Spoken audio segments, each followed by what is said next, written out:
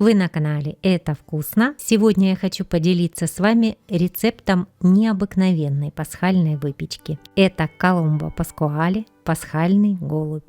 Традиционная итальянская выпечка, которая имеет форму голубки. По сути, это тот же панеттоне, который давно уже всем знаком, так как он по форме напоминает привычную нам Пасху. Но только панеттоне итальянцы пекут на Рождество, а коломбу на Пасху. Я сегодня приготовлю два разных варианта. Скажу честно, рецепт не самый простой, но процесс очень интересный и увлекательный, а результат того стоит.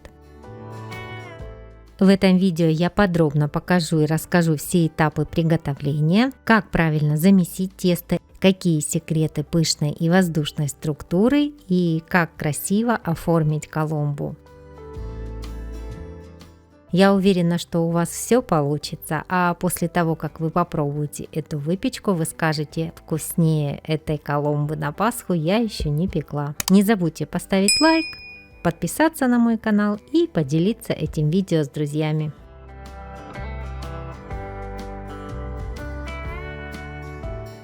Первое и основное правило: для панеттоне и коломбы используется мука Манитоба с высоким содержанием белка 13-14%. Именно на сильной муке тесто более эластичное, хорошо поднимается, выпечка получается пористой и воздушной. Купить сейчас такую муку можно практически в любом супермаркете или же в интернет-магазинах для кондитеров.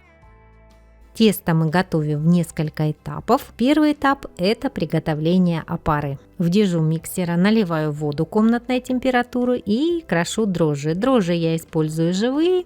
Если будете использовать сухие, то берите в 3 раза меньше. Хорошенько перемешиваю все лопаточкой. Затем всыпаю муку. Ставлю насадку крюк и начинаю замешивать. Может показаться, что муки очень много, но так и должно быть. Эта опара отличается от привычной нам опары для дрожжевого теста. Во-первых, мы не добавляем сюда сахар, а во-вторых, она больше похожа на крутое тесто, чем на легкую и пышную опару. Время от времени я останавливаю миксер и скребком собираю тесто со стенок дежи. На замес опары уходит 4-5 минут. Вот, наконец-то, наша опара собралась в комок. Вот такая она получилась, довольно плотная. Формирую шар и надрезаю его крест-накрест.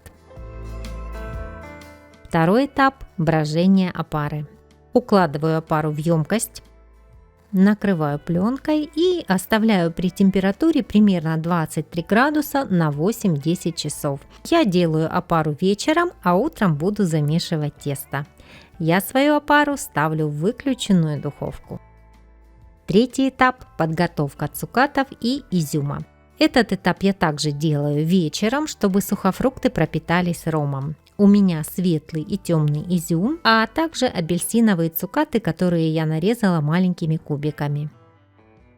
Я соединяю их в емкости, добавляю к ним цедру одного апельсина и отжимаю сок половинки апельсина. И все это заливаю темным ромом. Вместо рома можно использовать коньяк, бренди, какой-нибудь ароматный алкоголь. Перемешиваю и оставляю это при комнатной температуре настаиваться на ночь.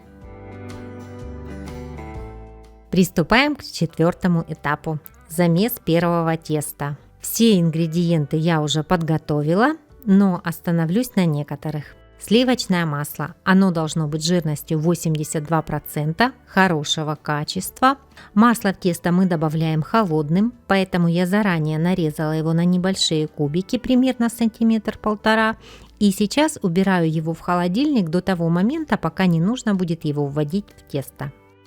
Желтки. Их берем по весу. Поэтому я просто перемешала их вилкой и взвесила нужное мне количество.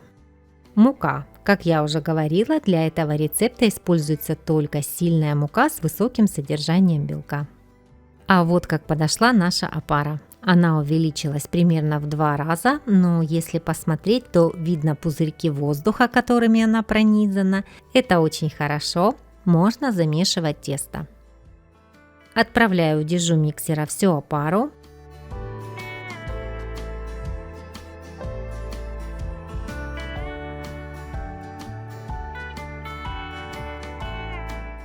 Всыпаю муку и, понемногу вливая воду, начинаю замешивать тесто на малых оборотах при помощи насадки крюк. Вода для замеса берется холодная. Вымешиваю тесто 5 минут. При этом можно останавливать миксер и снимать со стенок непромешанное тесто.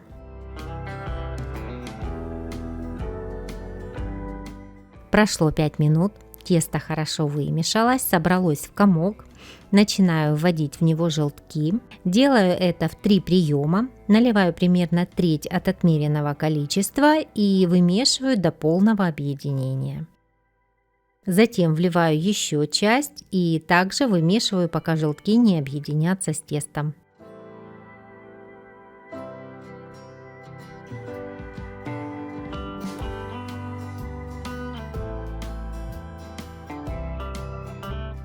И последнюю часть.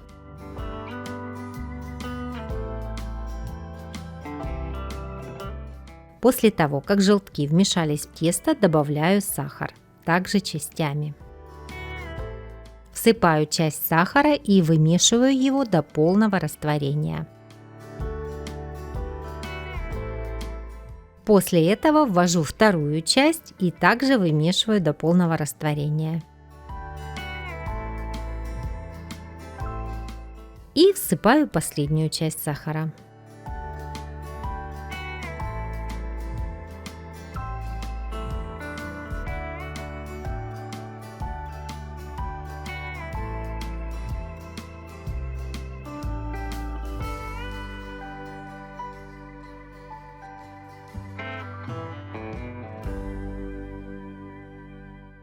Сейчас видно, как изменяется тесто.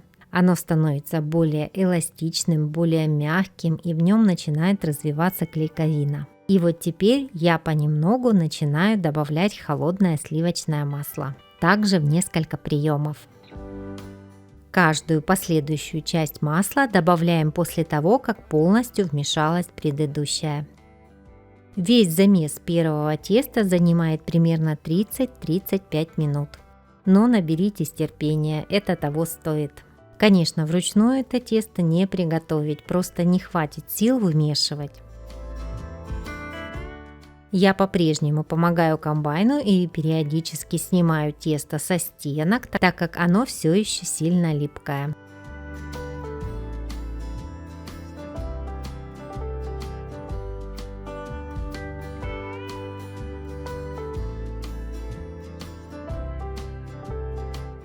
После того, как вмешалось все масло, я выкладываю тесто на стол. Предварительно смажьте стол и руки растительным маслом. Сейчас я буду делать растягивание и складывание. Приподнимаю тесто и ударяю его об стол. Но важно не бить сильно, а постараться его растянуть побольше. Вот таким образом. Тяну и складываю. Тесто прилипает, можно помогать себе скребком. Много масла добавлять не нужно, можно смочить еще дополнительно руки холодной водой. Делаю так несколько раз. Беру тесто посередине, ударяю, тяну и складываю. Каждым разом тесто меньше и меньше липнет к столу и к рукам. Сейчас уже можно проверить на глютеновое окно. Растягиваем край теста. Оно должно тянуться и не рваться. Но после первого замеса глютеновое окно еще не полностью сформировалось. Тесто еще не такое эластичное. Замес первого теста закончен. Следующий, 5-й этап – брожение первого теста. Смазываю контейнер растительным маслом, выкладываю тесто и слегка распределяю. Закрываю контейнер и ставлю его в выключенную духовку примерно на 3-3,5 часа. Тесто должно подходить при температуре 22-23 градуса. Прошло 3,5 часа. Посмотрите, как прекрасно подошло тесто. Оно буквально пронизано крупными пузырьками воздуха. И прежде чем приступить к замесу второго теста, я отвлекусь на начинку. Замоченный изюм и цукаты необходимо процедить через сито, чтобы стекла лишняя жидкость. Но поскольку жидкость это ром, то ни в коем случае не выливайте его. Можно ароматизировать ним любую выпечку. Даю изюму и цукатам немного просохнуть. Начинаем следующий, 6-й этап. Это замес второго теста.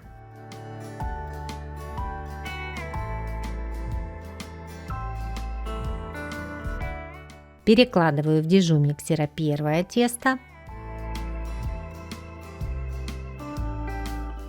Добавляю мед и муку. Вымешиваю на медленной скорости около 5 минут.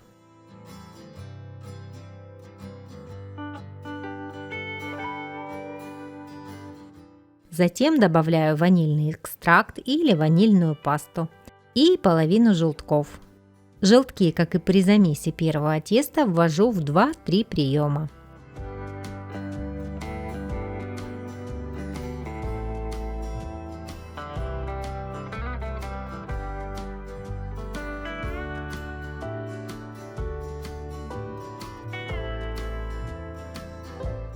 После того, как все желтки вмешались в тесто, не выключая миксера, добавляю соль и часть сахара. Сахар опять добавляем частями, как и в первом тесте. Вмешалась первая часть, досыпаем вторую.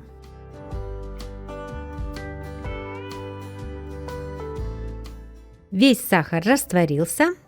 Пришла очередь холодного сливочного масла.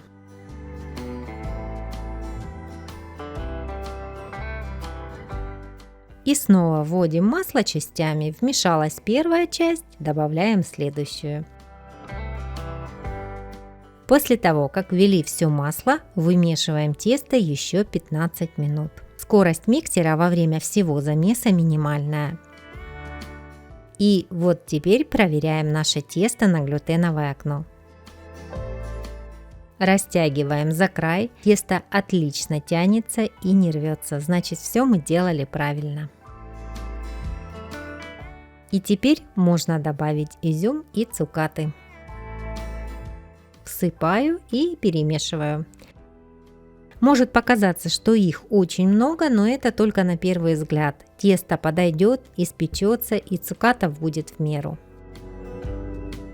Замес комбайном я закончила. Смазываю руки и стол растительным маслом и выкладываю тесто.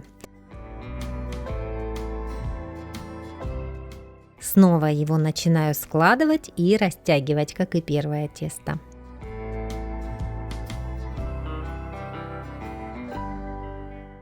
Помогаю себе скребком. Изюм, который повыпадал, я возвращаю на место.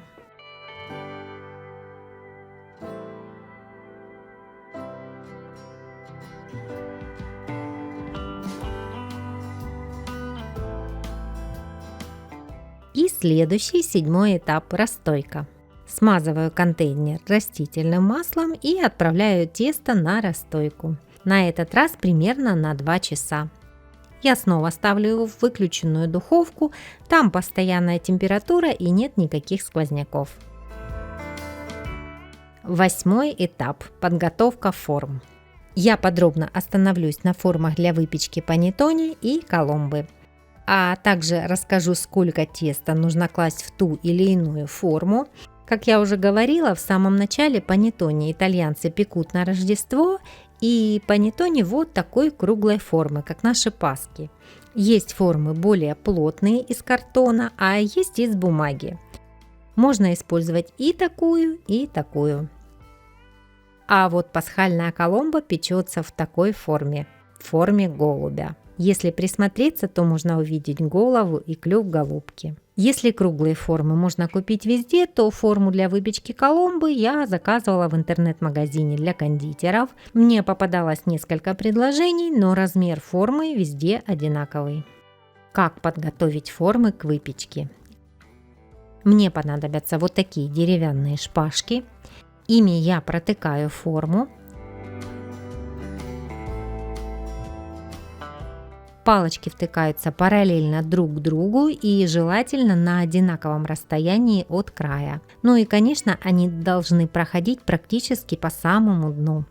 Это нужно для того, чтобы после выпечки панеттоне перевернуть. И в таком положении они должны полностью остыть. Делается это для того, чтобы пористая и воздушная мякоть не просела, а зафиксировалась. Это очень важный этап, которым не нужно пренебрегать. Таким же образом я подготовлю и форму для коломбы. Но так как она такой фигурной формы, одних шпажек может не хватить, поэтому я для подстраховки взяла еще и шампура.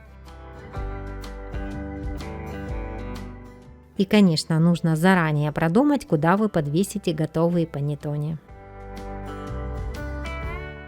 Прошло 2 часа. Посмотрите, как подошло мое тесто. Оно как живое, очень классное. Начинаем 9-й этап – формовку. Выкладываю тесто на смазанный стол.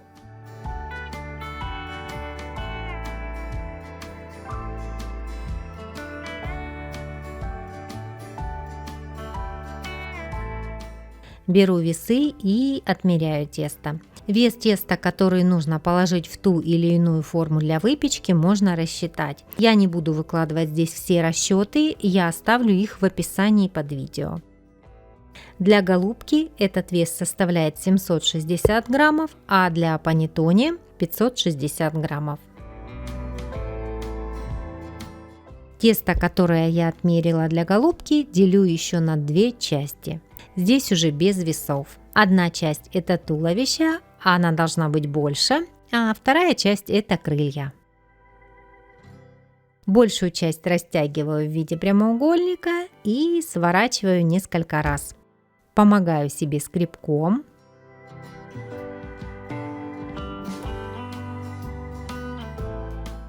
Меньшую часть делю пополам и точно так же формирую.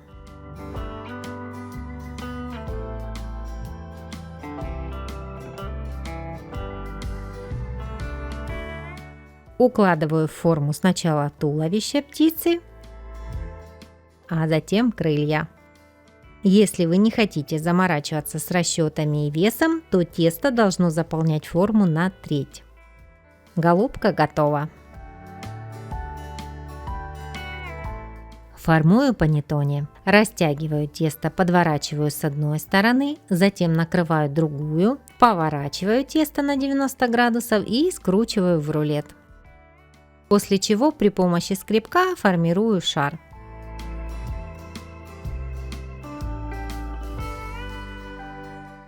Если на поверхности вылез изюм, то лучше убрать его в серединку, чтобы он не горел. Перекладываю панеттоне в форму. Диаметр моей формы для панеттоне 13,5 см и высота 9,5 см. 10-й этап – расстойка. Переношу формы на противень, который я перевернула вверх дном, накрываю полотенцем и оставляю на расстойку на 3 часа при комнатной температуре. 11-й этап – макаронаж или миндальная глазурь. Смешиваю в миске миндальную муку, сахар и кукурузный крахмал.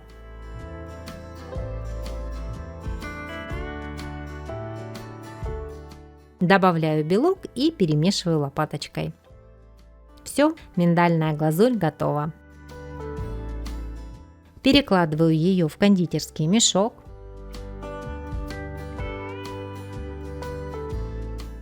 Еще для украшения пасхальной выпечки используются термостабильные гранулы сахара. Приобретала я его вместе с формами для коломбо.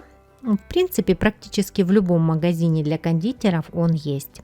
Также мне понадобится миндаль и миндальные лепестки. 12-й этап – выпечка. Моя пасхальная выпечка подошла, и сейчас я покажу вам свою ошибку, чтобы вы ее не повторяли. После того, как я рассчитала количество теста и уложила его в формы, у меня остался кусочек теста весом 130 граммов. И я решила, что ничего не случится, если я добавлю его в форму для голубки. Но, как говорят, лучшее – враг хорошего. Сейчас я вижу, что теста оказалось много, так как в духовке оно еще поднимется, но отбирать уже поздно, буду печь так. Покрываю заготовки макаронажем.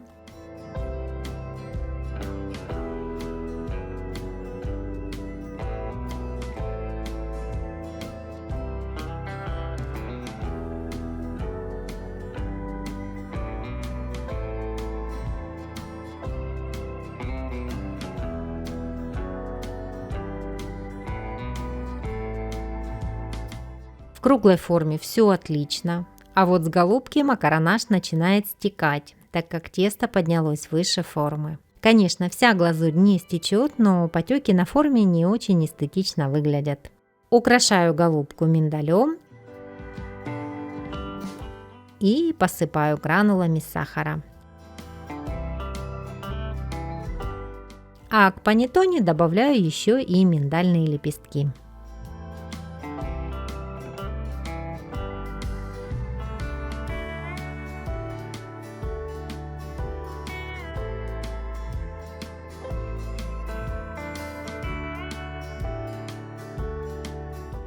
Духовка разогрета до 180 градусов, режим верхний и нижний нагрев плюс конвекция. Ставлю панеттоне выпекаться при такой температуре на 10 минут. И вот вы видите результат моей ошибки. Глазурь с голубки немного потекла, а у панеттоне все отлично. Через 10 минут убавляю температуру до 160 градусов и выключаю конвекцию. Оставляю только верхний и нижний нагрев.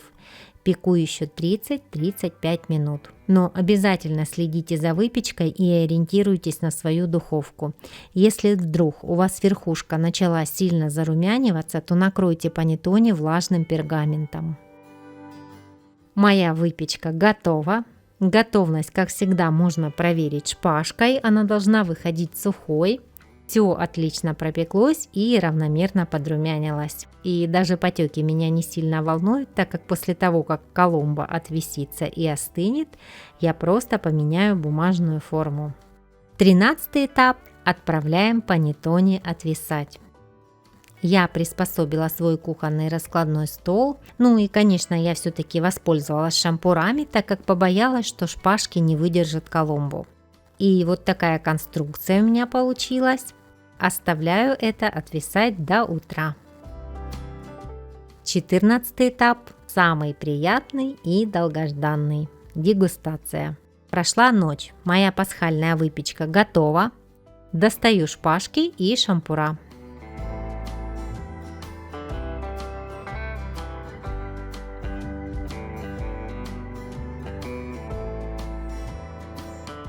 Присыпаю слегка сахарной пудрой, и вот такая красота у меня получилась. Давайте разрежем.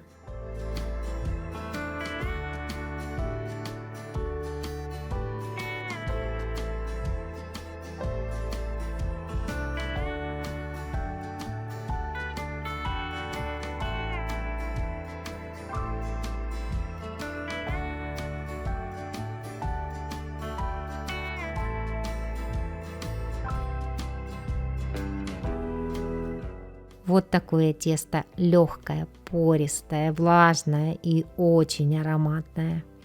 И действительно вкуснее я ничего не ела. А это вместо 1000 слов.